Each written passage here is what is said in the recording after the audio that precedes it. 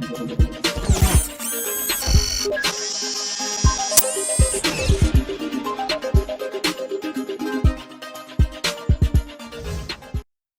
and welcome back to another episode of All About Gaming. Back again. Welcome back. Hope you're enjoying the episodes. No, I am. I enjoy talking about gaming news and about gaming. Sure, it's been a bit quiet and a bit boring recently as far as gaming's concerned, but hey, things are starting to pick up now. So let's get on with the gaming news. Okay, so the first thing is that Bethesda and Xbox have finally confirmed they're finally part of the Xbox family. So all the games are coming. Whether they're still coming to PlayStation or not, well, let's find out with this statement, shall we? Right, what's happened is they've basically released a statement. I'm going to read it all out to you and then we'll sort of go over it briefly.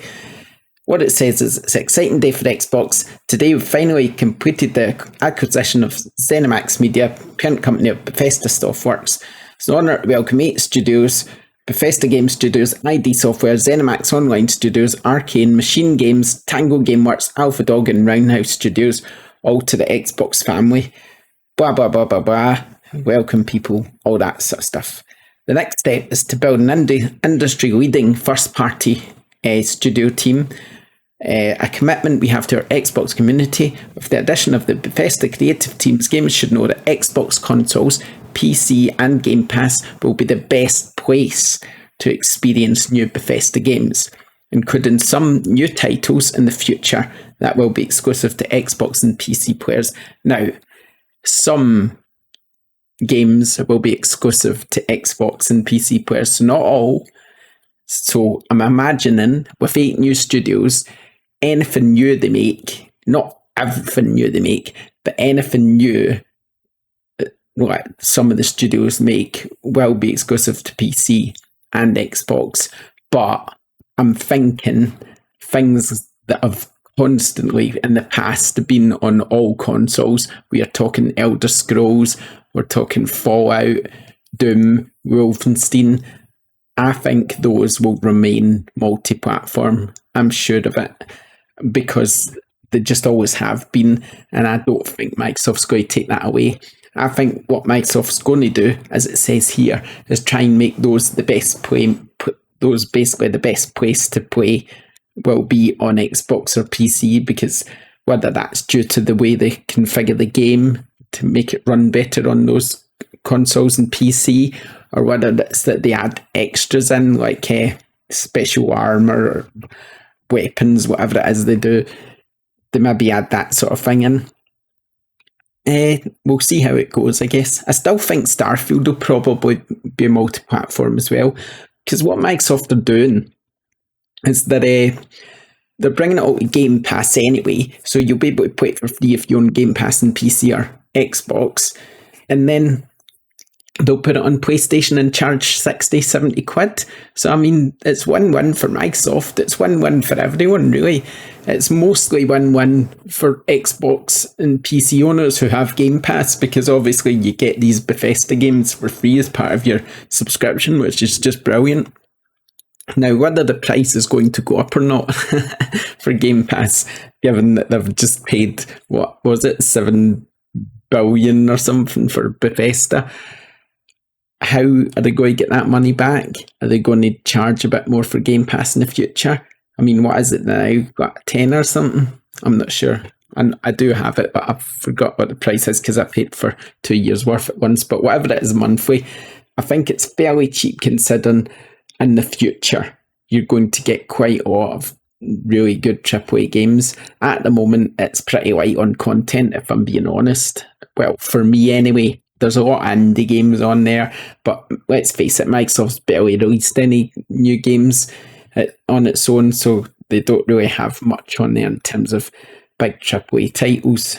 There's some, and they're not bad, but that will get better with Fable coming out and all these Bethesda games and all that. It's going to, all of a sudden, it's going to be absolutely amazing in a few years' time. So yeah, Game Pass is definitely one to watch out for, and I'm glad I've got it on PC. As you know, I don't have an Xbox. I'm tempted. I could be in the future. If things like Elder Scrolls aren't on PlayStation, then chances are I might get an Xbox if I want to play on TV. But to be honest, all my setup's here at the moment. So my PC's here that I can play games on. My PlayStation 5's just there that I can play games on the same monitor. So it's kind of all here anyway. So do I really need an Xbox? Probably not, because I can just play them on the PC. It would just be sitting there and it'd be a bit pointless, I guess. So maybe I won't. It's probably something I won't get. I don't know. It's quite tempting, though, isn't it, when you see what's coming Game Pass? But I've got Game Pass on PC, so I don't need to worry about it. But yeah, so Sony, kind of what does Sony need to do here? I mean, there's nothing really they can do, is there? Xbox, but Bethesda, Sony just needs to sort of have discussions and try and get as many of the games as they can on the platform for the people who enjoy Bethesda games, or they need to buy some studios and make their own Bethesda style games. We'll see what happens. Ideally, it would just be brilliant if every game was on every platform, wouldn't it? But chances are that's not going to happen anytime soon. Anyway, okay, we'll move on from that. Germany has announced that it's probably going to be trying to make loot boxes 18 plus. I think this is brilliant, because I think loot boxes are just the biggest load of rubbish in gaming. So I'm quite pleased that they're going to sort of restrict them, because peer pressure with kids and all that, and it gets, they're sort of asking their parents to buy them loot boxes and stuff like that, and if they don't have it, their kids go, you've not got it, and stuff like that, and then they get all upset and things, and it's just something people could do without, really. And it's kind of gambling in it as well, which is annoying. So I guess 18 plus is fair. Back to Microsoft a minute, and the March update has come out, and that's going to be Xbox is going to add auto HDR and also an FPS boost, and it's also preparing for the new Xbox headset, which is coming out very soon, and that's just going to have some updates for that. I'm going to be unboxing that headset. I don't know when. Maybe next week. I don't know when it'll come, but when it comes, I'll do an unboxing, so look out for that in the channel. Don't forget, you can also see the unboxing on the channel of the blue Xbox controller, and also, what is it? The pulse red Xbox controller. So yeah, check those out as well on the channel. There's loads of other unboxing stuff as well, like for this mic and stuff. Well, I better not move it too much, because otherwise you'll not be able to hear me. I've probably just messed up and all you heard was a load of noise. Never mind. Anyway, more news. Zynga has purchased I don't know how you say that. Extra Games, who kind of made, what did they make? Torchlight and Diablo, I think they made.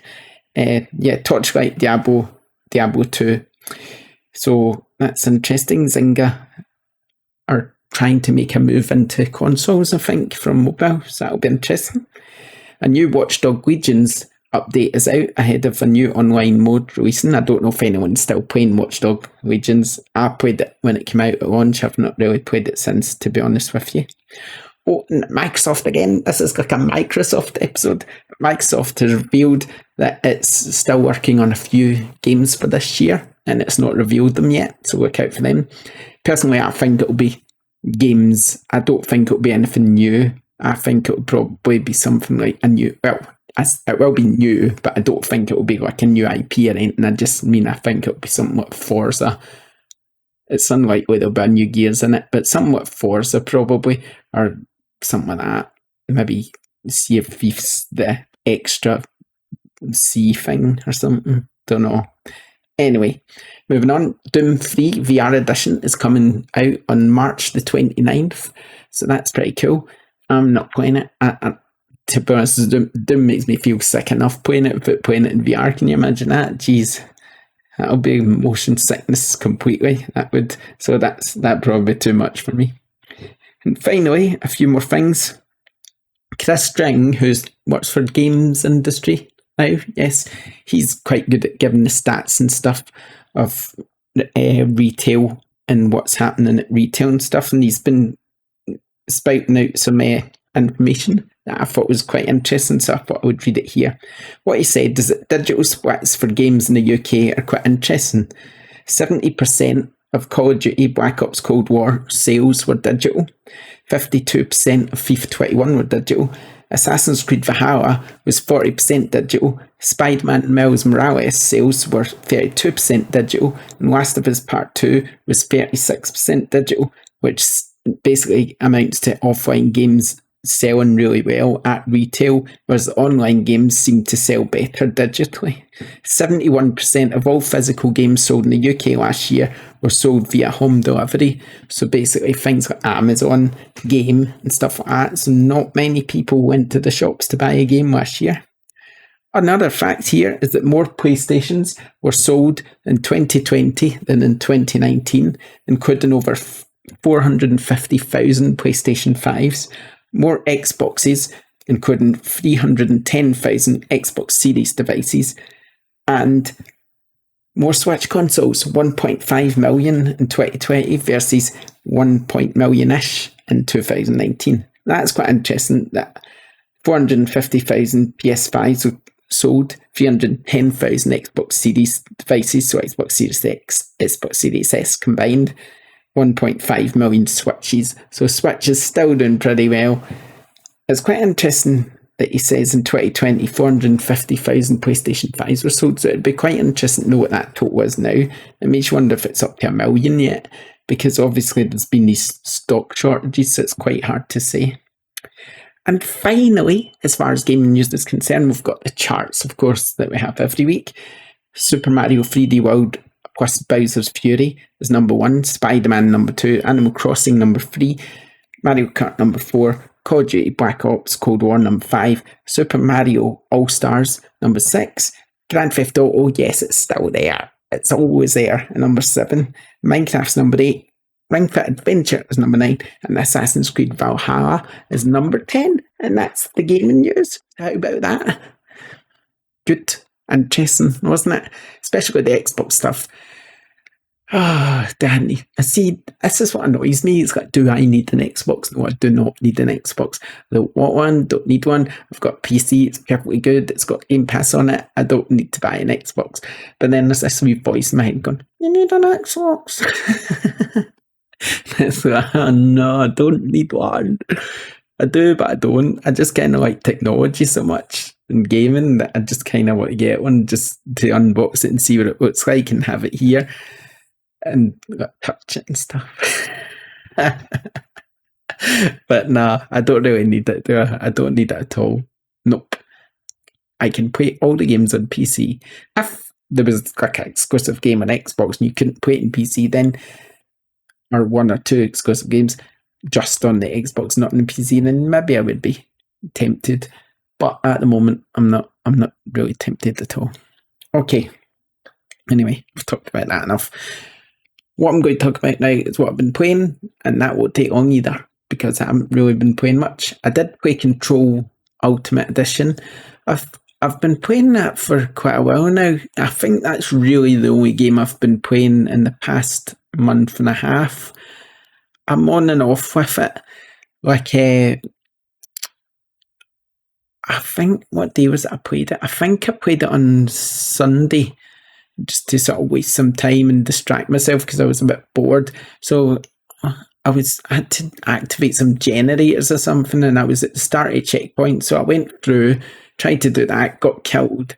It sent me back to the start of the checkpoint again. Then I thought, right, I'll have another go. Had another go, got killed, sent me back to the start of the checkpoint again. And then I thought, oh, you know what? So I'm not playing it anymore. I just turned it off because I just couldn't be bothered. And then someone on Twitter told me you can work on an invisible mode,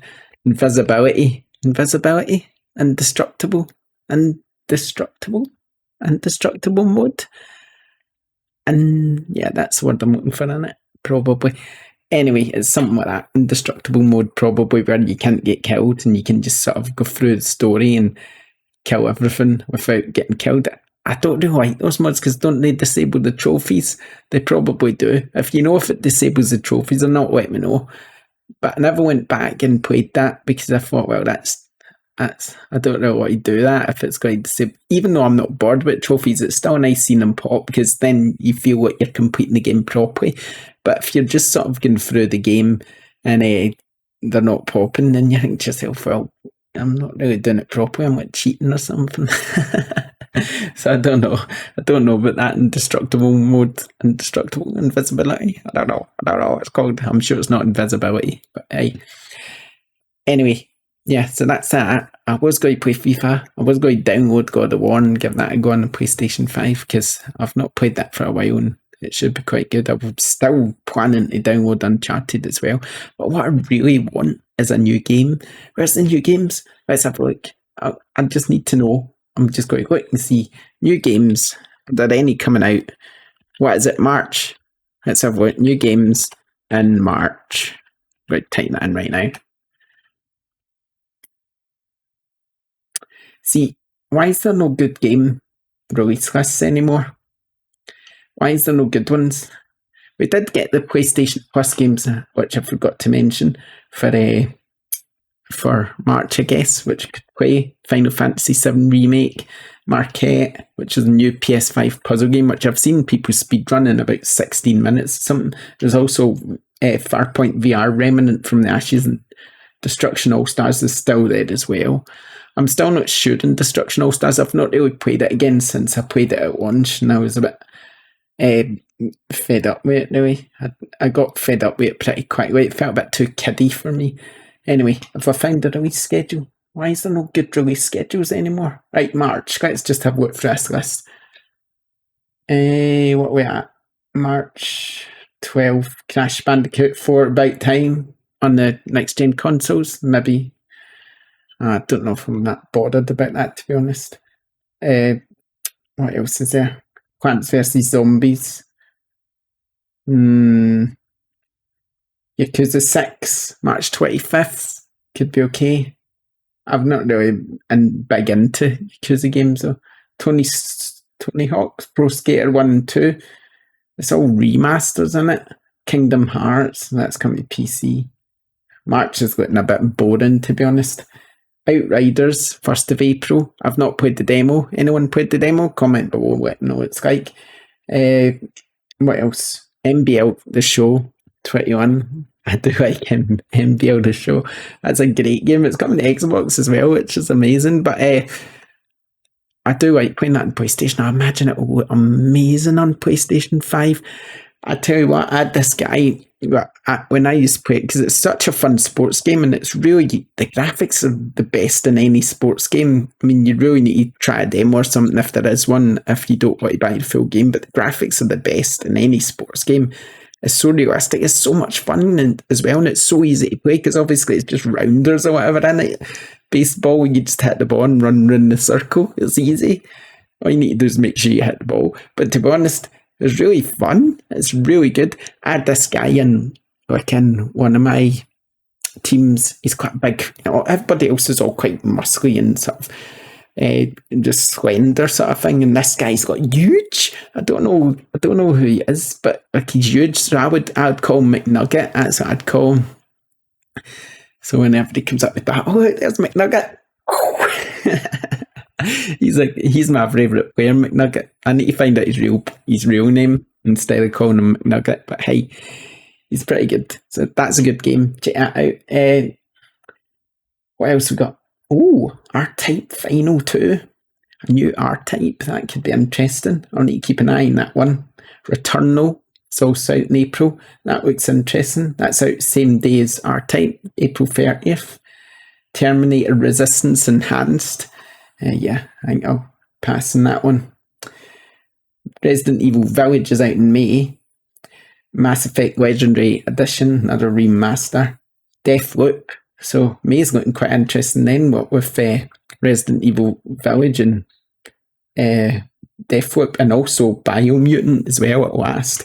So it's finally going to get a bit interesting in May.